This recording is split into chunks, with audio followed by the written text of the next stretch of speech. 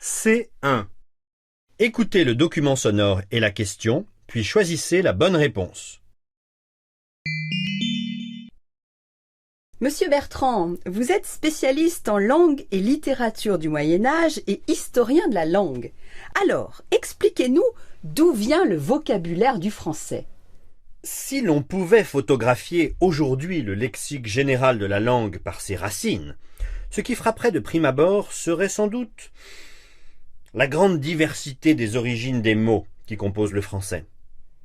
En plus de 1000 ans d'histoire, cette langue, dont le fond commun est indiscutablement le latin, s'est enrichie au fil des rencontres entre les peuples de nouveaux mots, empruntés, assimilés, créés de toutes pièces par des locuteurs exprimant, le besoin de nommer des réalités de la vie.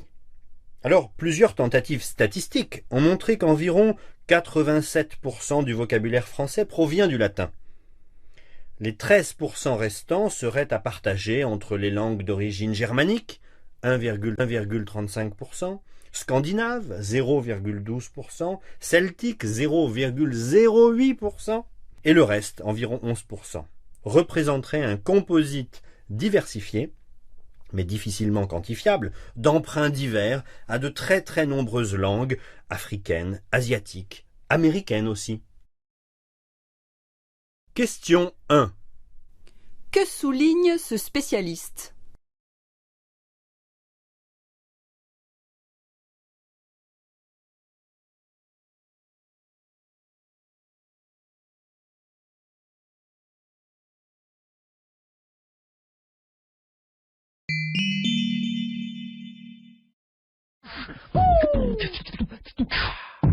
Melting Pot au quai Branly.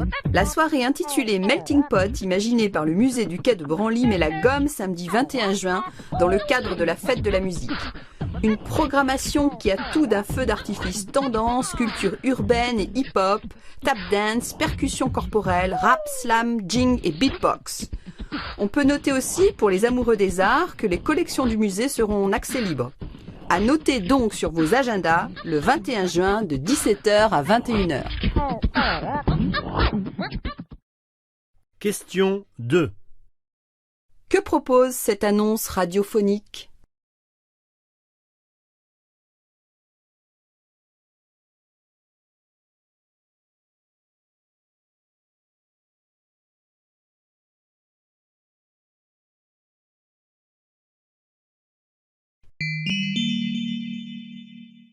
Le succès des pique-niques et apéros entre voisins.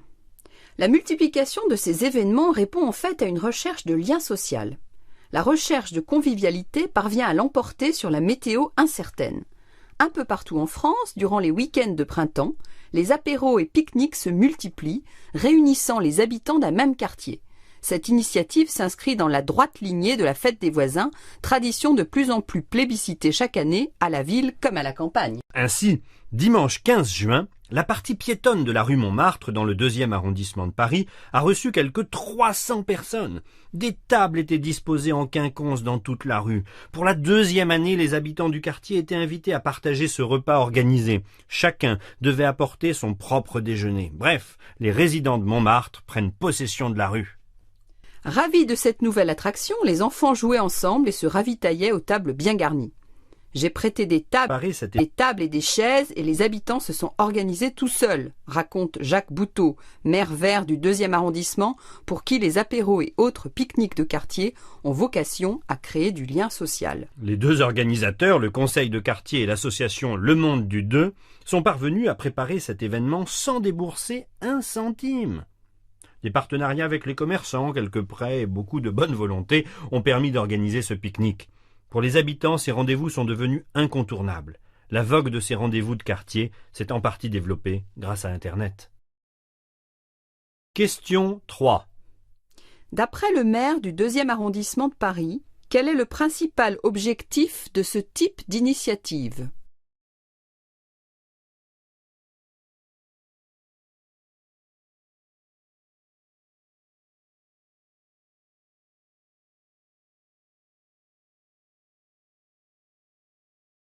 Question 4. Quel est le coût de ces rencontres pour les organisateurs ?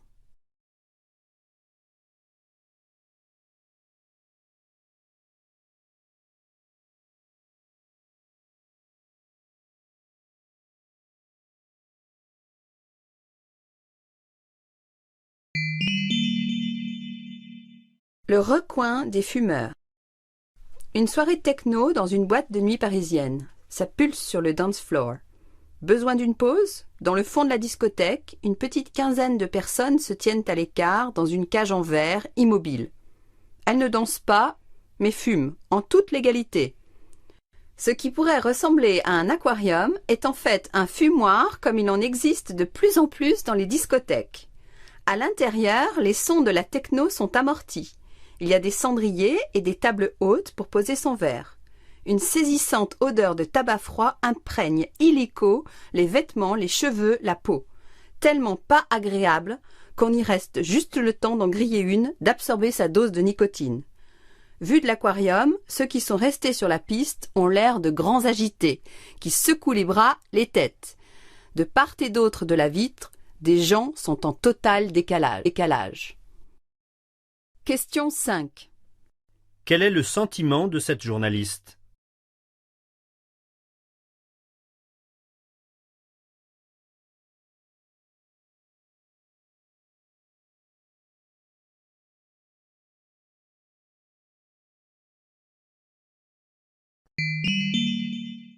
Voilà tout juste un an, notre pays sortait d'une vague d'émeutes urbaines sans précédent qui avait embrasé plus d'une centaine de quartiers sensibles de notre République. Il avait suffi de 2 éléments déclencheurs rapprochés, la visite tumultueuse du ministre de l'Intérieur sur la dalle d'Argenteuil un 23 octobre en soirée, suivie quelques jours après de la mort tragique de 2 adolescents dans un transformateur à Clichy, pour que l'embrasement se généralise, largement relayé par les médias. Question 6. Qu'est-ce qui est à l'origine des émeutes urbaines dont parle le conférencier?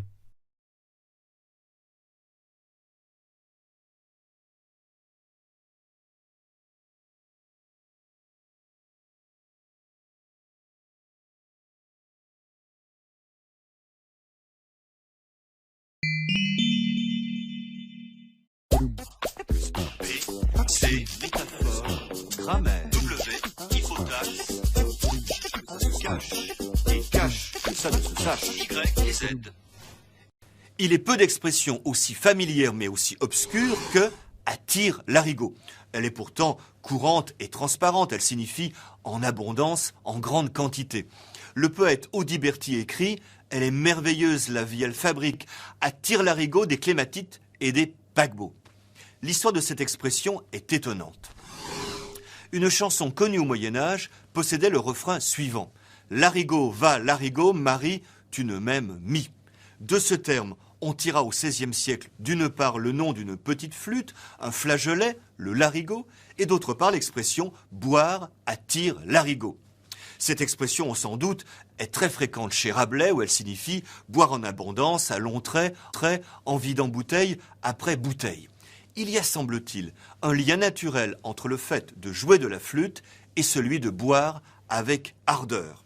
D'ailleurs, pendant des siècles, flûter a signifié boire en abondance. Pensons également à l'expression siffler une bouteille. Et rappelons-nous que le verre à champagne se nomme une flûte.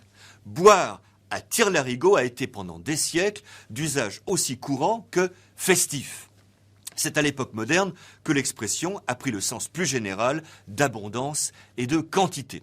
Voilà comment un refrain médiéval est à la base d'une expression actuelle à la fois familière, jolie et bizarre.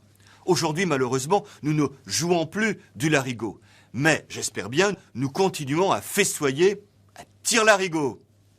A, B, syllabe, C, métaphore, grammaire, W, hypotaxe, oxymore, Y et Z. Question 7.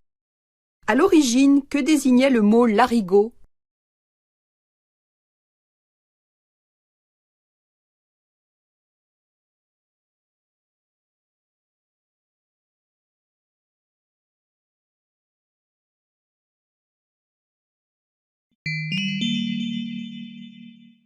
A, B, syllabe, métaphore, W, oxymore. Trancher le cou du tronc, couper le tronc du cou, Y. Le mot tohu-bohu est plaisant et fort expressif. Il désigne en général un désordre, un tohu-bohu. On ne se doute pas que le terme est d'origine sacrée. Dans la Genèse, afin de décrire l'état de la terre avant la création, l'hébreu biblique utilise les termes tohu, la solitude, et webhu, le vide. On désignait ainsi le chaos primitif. Cette expression est passée en français au XIIIe siècle, d'abord sous la jolie forme de Torul Borul. Puis à partir du XVIIIe siècle, la forme tohu-bohu s'est figée.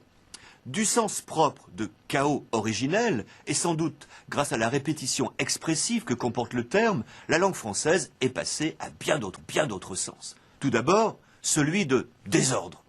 L'exécrable tohu-bohu d'un déménagement, écrit Victor Hugo dans une lettre. Ensuite, celui de tumulte. C'était un vacarme, un brouhaha, un tohu-bohu, s'exclame Huysmans. Enfin, celui d'un ensemble confus de choses mêlées. Toujours Victor Hugo. C'était un des plus ravissants tohu-bohu de tours, de toits, de clochers que j'ai jamais vu. Le terme, on le voit, a inspiré les écrivains. Il a de quoi, en effet, exciter la verve. Il est synonyme tour à tour de charivari, de remue-ménage, de tintamarre, de fatras. Un vrai tohu-bohu. A plus B, syllabe, métaphore, W, oxymore, Y. Question 8. D'après cette explication, quel mot ne correspond pas à l'indécence en français moderne de tohu-bohu?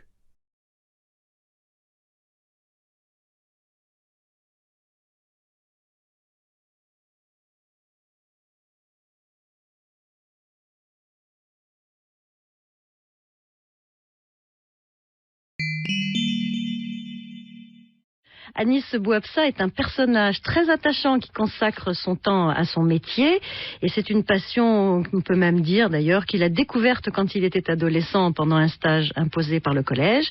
Et cette année, le Grand Prix de la meilleure baguette de Paris a changé sa vie et celle de la boulangerie. Gagner ce concours, c'est magnifique. J'ai eu beaucoup d'Allemands qui sont venus visiter la boulangerie, des Américains, des Espagnols, des Suisses. Il paraît que vous êtes sur le circuit des Japonais, c'est ça ? Oui, il y a des magazines japonais qui ont sorti des photos sur la boulangerie. Même les gens du quartier, ils sont étonnés de voir débarquer autant de personnes comme ça, d'une même nationalité, ensemble. Ça égaye un peu le quartier et tout, c'est sympa. Et là, qu'est-ce que vous êtes en train de préparer ? Toute la soirée, je cuis du pain chaud, donc là, je suis en train d'envoyer des baguettes au four. Et il y a toujours du pain chaud, en fait. Qu'est-ce qui fait que votre pain est excellent ? Moi, en fait, je travaille beaucoup sur des longues fermentations. C'est-à-dire que je vais pétrir aujourd'hui et je vais utiliser que la pâte demain pour faire mes pains spéciaux. Donc, en fait, je laisse des très très longs temps de fermentation avec très peu de levure. Donc, ça fait que c'est des pains qui se conservent très bien et qui ont un bon petit goût dans la croûte qui est caramélisée, noisette. Donc, c'est assez sympa. Question 9. Pourquoi ce boulanger est-il subitement devenu célèbre ?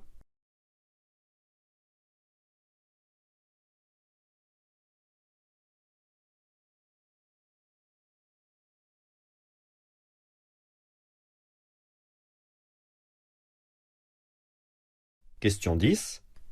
Quel est son secret pour faire du bon pain ?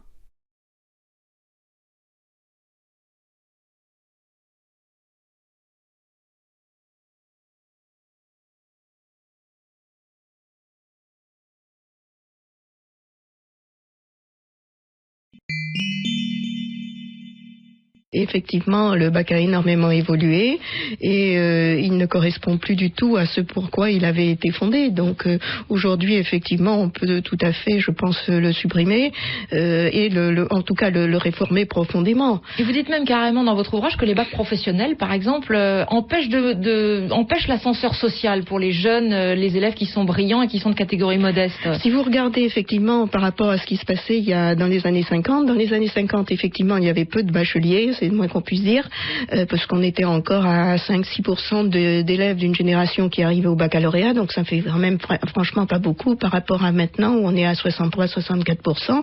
Mais surtout, vous avez, à ce moment-là, vous aviez une sorte de discrimination positive avant l'heure qui faisait que les élèves vraiment dont on sentait qu'ils avaient un réel potentiel intellectuel, on arrivait à les pousser et à ce moment-là vers le bac général. Voilà.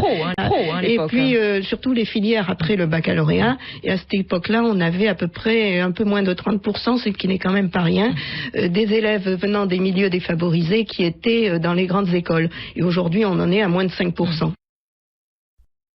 Question 11. D'après la personne interviewée, pour quelle raison principale faut-il réformer le bac?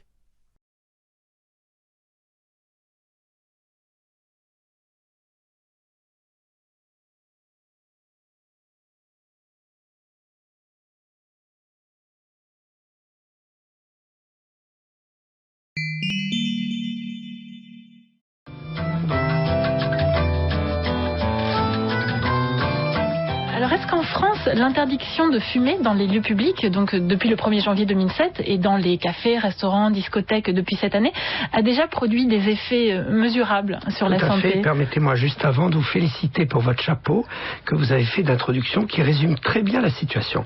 Alors, l'interdiction a déjà eu un retentissement.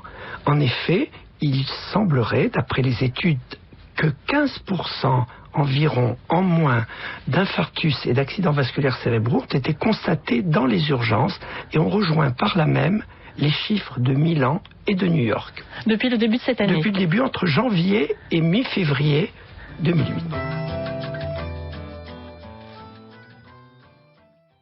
Question 12. Quelle est la phrase qui correspond le mieux aux propos de la personne interviewée?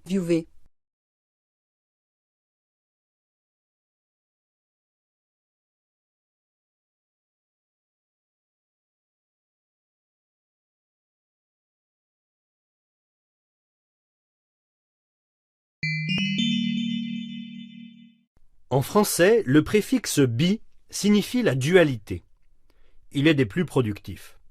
Un avion biplace, des lunettes bifocales, à double foyer, un accord bilatéral, entre deux parties, un chat bicolore, à deux couleurs, et dans un autre registre, un individu bigame ou bisexuel. Les choses se compliquent quand l'adjectif préfixé désigne une périodicité. Faisons un peu d'arithmétique. Tantôt le préfixe bi divise le laps de temps qu'exprime l'adjectif. Ainsi, bi-quotidien signifie 2 fois par jour, bi-hebdomadaire 2 fois par semaine et bi-mensuel 2 fois par mois, c'est-à-dire tous les 15 jours. Tantôt, le préfixe bi multiplie le temps désigné par l'adjectif. Bisannuel signifie tous les 2 ans. Pour exprimer la périodicité de tous les 2 mois, on dira bimestriel. Il importe donc de bien distinguer bimensuel, 2 fois par mois, de bimestriel, tous les 2 mois. Exercice pratique avec tri. Trisannuel, tous les 3 ans. Trimestriel, tous les 3 mois, tous les trimestres. Trimensuel, 3 fois par mois. C'est tout simple. Question 13. Selon le professeur, que signifie bimestriel?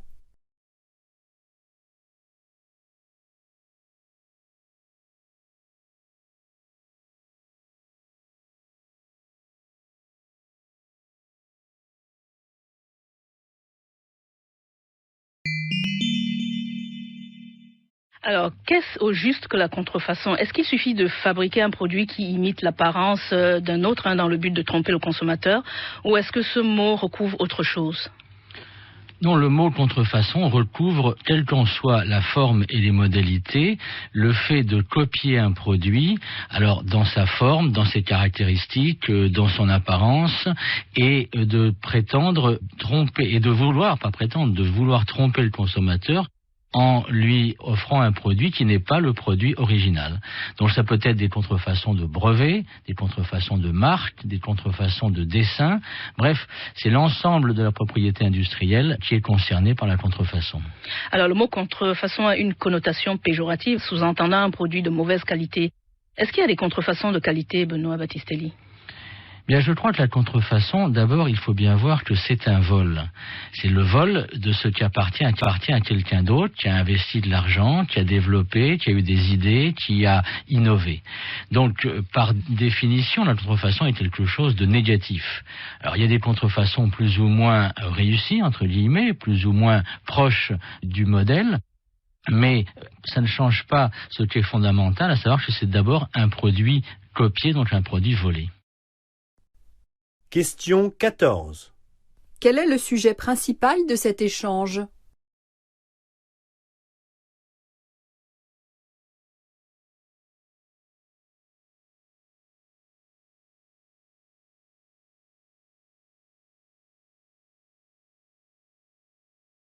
Question 15. D'après cet échange, quelle est la position de l'homme sur la question abordée?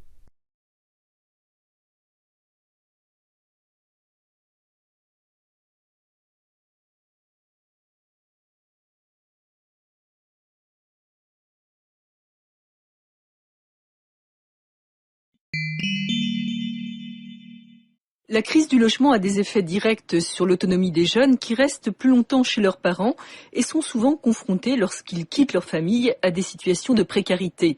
Pierre Durand est président de la région Pays de la Loire pour l'Union nationale de l'habitat des jeunes. Pour lui, les foyers de jeunes travailleurs apportent une réponse moderne à cette demande nouvelle des jeunes. Les foyers de jeunes travailleurs qui pourtant ont été construits ou pensés en définitive dans une période extrêmement faste, qui était la période des 30 Glorieuses, aujourd'hui ont su s'adapter pour prendre en compte les nouvelles problématiques de la société. Donc ils constituent une opportunité extrêmement importante pour répondre à cette question de la mobilité, qu'elle soit volontaire ou au contraire subie selon les circonstances. Question 16. À quelles problématiques sociales peuvent répondre les foyers dont il est question?